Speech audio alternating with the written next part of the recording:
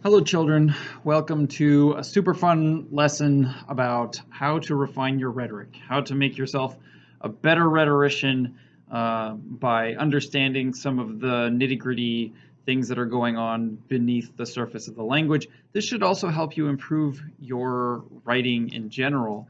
And just an FYI, I am up against a bell and I'm going to try to keep this video shorter than the time between now and when the bell rings, but you might hear a bell toward the end of the video. This is actually information that comes from your textbook, The Language of Composition, but I've tried to cut it down from 7 pages to just a couple of slides, and just offer you the opportunity to take notes on it rather than to read all of those pages. So here, let's go forward, shall we?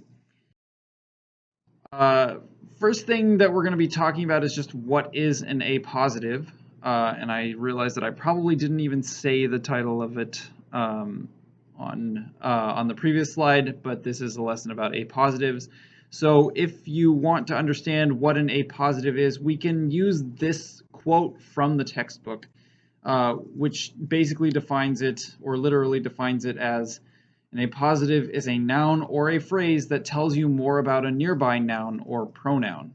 And you can find that on page 269 if you want to look up more specifics. But essentially, it's just kind of an add-on when you have a noun or a pronoun that needs a little bit more information. Then you add what's called an appositive. So appositives serve a number of different functions, and I'll just give you a list here.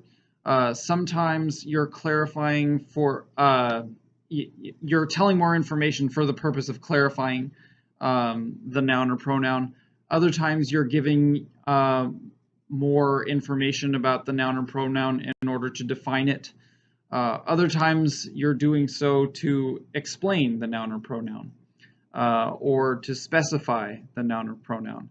And then other times you just end up with a really long sentence that you realize is kind of choppy or erratic and you want to smooth it out. And one way you can do that is to figure out, well, how do I work an appositive into the sentence so that the choppiness is taken away?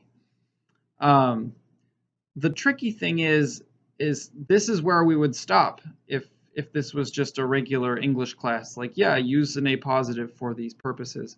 However, since this is a class of rhetoric, you also want to consider how to apply these for rhetorical effect.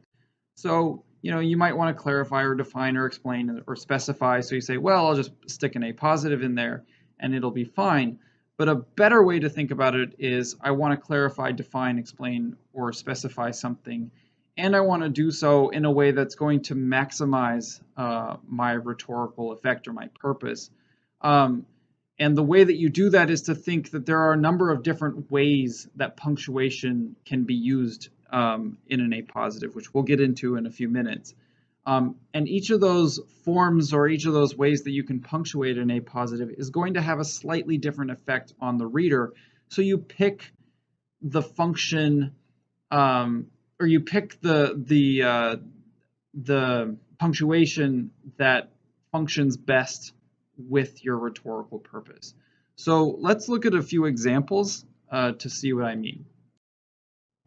You'll see in these examples that I have bolded the appositives and that I have underlined the nouns and the pronouns, so that they stick out better for you. Obviously, you wouldn't do this in your own writing unless you were asked to do it, but I've just done it here so that you can see what I'm talking about.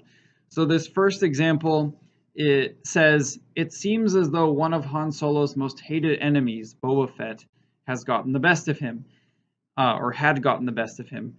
And you can see that I've underlined one. I probably also should have underlined enemies since it's technically part of what's going on here, but one is really what we're specifying. So we need to specify Han Solo's enemies because he's got many of them, so we add the appositive between 2 commas, Boba Fett. So just adding that name specifies which of the enemies we're talking about. Pretty simple. The 2 commas don't stick out very much. It's just there to kind of add that little bit of information for us. We can look at another example. Jabba the Hutt, an obese and slovenly slug, paid good money to get his revenge on Han Solo. In this case, again, we've got Jabba the Hutt is the noun, or I guess it's a noun phrase in this case, and the appositive is the phrase an obese and slovenly slug. So in this case, we're clarifying who or what Jabba the Hutt is, because you might read this sentence and say, what the heck is a Jabba the Hutt? And so we stick that appositive phrase in there to really kind of clarify for the reader what's going on here. Again, we have it set off between two commas, which doesn't bring too much attention to it. It's just enough attention to tell us that we're getting an appositive, but it reads rather smoothly, and we can kind of take it without questioning it. We just say, oh, well, okay, that's what Jabba the Hutt is. Now, if we want to look at a more extreme example of an appositive and its punctuation, then we can look at this one. It says, leaders of the Rebel Alliance can't make decisions that will affect their lives, whether or not to have children, without considering the effect it will have on their cause. So we've got the decisions are the noun in this case, you know, the noun that we need to define in this case. But we really want to emphasize that these are decisions that will affect their lives.